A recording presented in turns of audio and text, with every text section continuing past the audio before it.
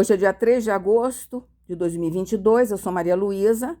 Aqui é uma nova forma de comunicação do presidente da CETIP, Issascar Rastreamento via Satélite, e é uma comunicação audível, ou seja, pode-se ouvir, é a voz dele.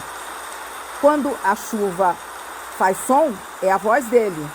Quando ela é interrompida, ele está em silêncio. Portanto, a voz do presidente da CETIP e de seus familiares é o som da chuva.